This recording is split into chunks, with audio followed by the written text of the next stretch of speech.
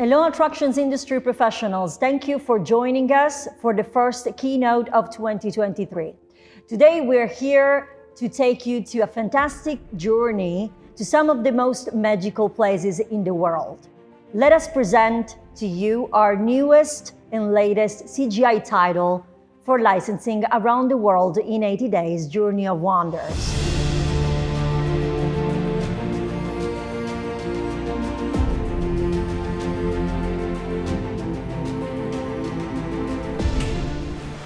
There are many reasons why we chose to produce this specific title, among which the real need that people all over the world have developed in these terrible times in which we had to stay in our homes, unable to travel and to see other people and places. This is why we produced a movie that would not just take our clients, guests into a fun adventure, but which, in a few minutes, will also take them into a fantastic journey of discovery and wonders. This choice was, of course, driven by a combination of many other reasons. For starters, we already knew that we would produce a movie in different formats from scratch, including flying theater formats. In talking with many of the hardware manufacturers we collaborate with, they explicitly asked us to produce this specific format that could fit and match with this type of attraction. Because licensed flying movies are one of the most requested formats at the moment, and the market offer currently doesn't match the high request. We've said many times that Red Lion is producing a growing library of flying movies, and the ones already there we're creating starting from the existing movies, and we had to adapt it to this specific format. But Around the World in 80 Days, Journey of Wonders is the first movie created from scratch in this specific flying theater format.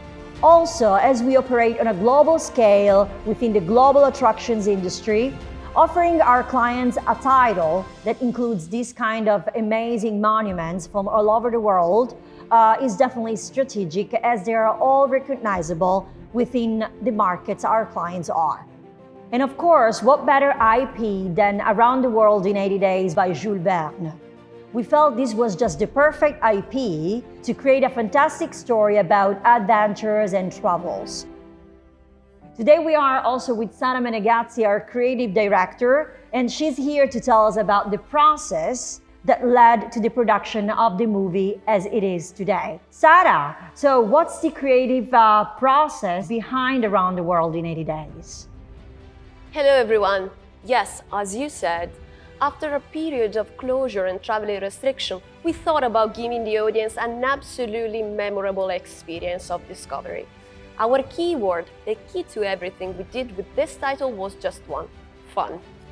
It all revolved around the idea of creating the most fun experience, and the creative process started from that. So tell us about the title. What's it about and what our clients can expect from it? Well, the plot resembles to the original one from the Jules Verne novel, but we revisited it in a way that would revolve more around the idea of wandering and wonder. So in our version, Phileas Fogg and his eccentric friend Passepartout have to go on a scavenger hunt by Miss Aouda, a brilliant explorer that is waiting for them in a mysterious location they have to guess through a series of clues scattered around the world. Considering the very short time we have to tell a story with this kind of movies, you have to condense so many places and events in a way that does make sense and doesn't sound confusing to the audience. And what did you do to reach this result? Well, first of all, we imagined a way to make this revisitation actually original. There are so many versions of this IP, so we wanted to create our own vision, different from others. Our goal was to represent this scavenger hunt as some sort of oniric journey. We are traveling from one place to another in a quite magical way. Our main inspiration since the beginning has been Japanese animation and comics, especially Hayao Miyazaki and Akira Toriyama's works. So this is why some of the characters are similar to machines. I really love how Japanese artists can blend organic into machinery. For example, the goddess Kali follows the lines of mecha design you can see in Gundam, and the air balloon is inspired by the cars and spaceships you can see in Dragon Ball. That's why Around the World in 80 Days, A Journey of Wonders has a retrofuturistic element, mixed with beautiful evocative environments. But of course we didn't want to make a steampunk movie. First of all, because there are already several steampunk versions of this IP. Moreover, because we already have a steampunk movie in our library, which is Pinocchio: A Modern Tale. The word wonder itself evokes narrative strength, and it was essential to express this sense of wonder in every scene, through what happened and how it happened.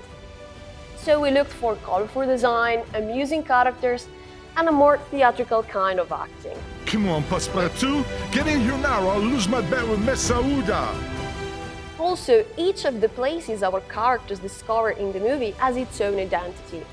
Not just because the new Seven Wonders of the World are iconic locations by themselves, but also because we studied specific mood boards with their individual color palettes to reflect and evoke a mood of each place.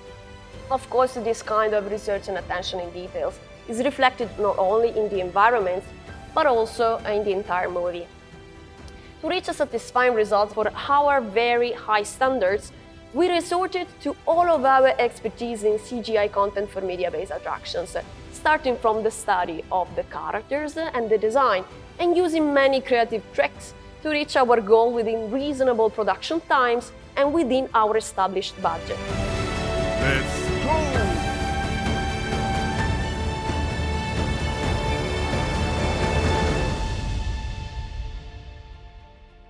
So I'm glad you mentioned character design, because today we're here also with Viviana D'Ambra, who actually took care of the character design and the concept design of Around the World in 80 Days Journey of Wonders. So Viviana, what is the process around the character design of Around the World in 80 Days, and why characters do act and look as they do in the movie? Well, one key thing about character design is visual impact.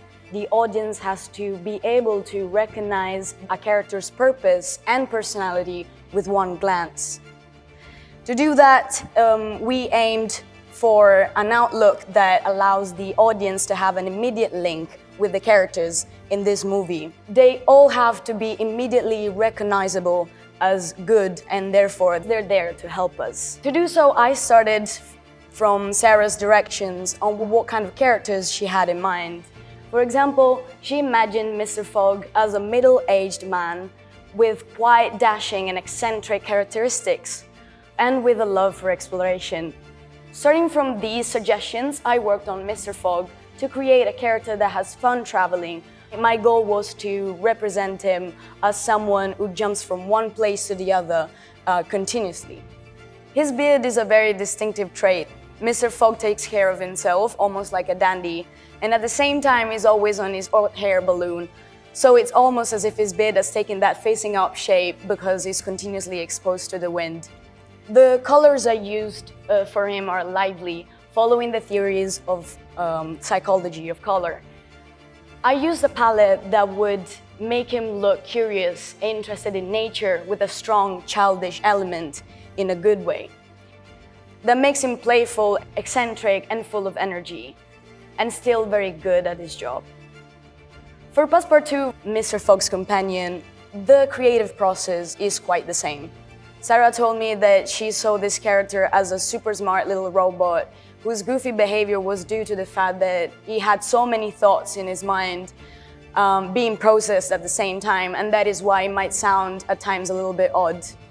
So I imagined Passepartout as a full-equipped little robot, the same age as Mr. Fogg, because we thought it would make sense for them to be old friends. And that's why we gave him a little mustache. He's a lover of clocks, and he even has a bird in his head, as if we were some sort of futuristic cuckoo clock, able to be anywhere in time thanks to how it's structured. His colors are different from the ones used for Mr. Fogg. Not just to get or create a visual contrast, but also because we wanted to make him look as the goofy one, as well as the one that is more serious and most reliable between the two characters. Thank you, Viviana. I think you girls did an amazing job in the creative process. I want to add a few words about the movie as well and say that Around the World in 80 Days Journey of Wonders is the kind of title that's perfect basically for all ages, from families with kids to adults, and every format of the experience is individually thought for its specific hardware. We designed it in a way that would make it enjoyable, both as a standalone attraction, for example, inside an amusement park or an FEC, and as good addition to a park with many attractions, so that it would be perfect even for those theme parks that currently don't want to invest a huge amount of money in a custom-made content, and they prefer to have a fresh offer for their guests without spending a lot of money. And now, before we conclude our keynote, we couldn't leave you empty-handed. Have a look at the trailer of Around the World in 80 Days, Journey of Wonders.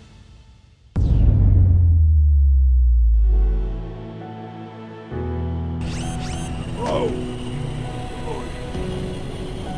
We'll make the journey in 80 days. right. That should do it. Let's go! Hey.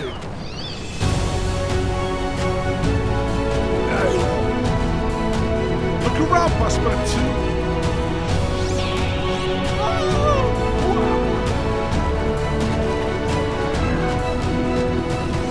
What's going on?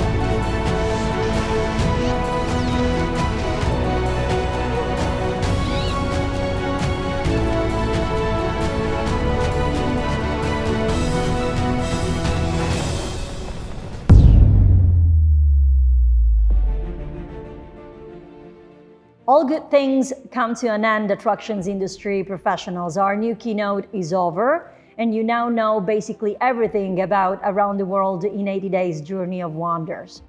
The movie is available for licensing in 5D, VR, dome, and flying theater formats. And if you want to watch it, just click the link on the video description. Thank you for watching our new keynote, and see you soon with our new and next projects.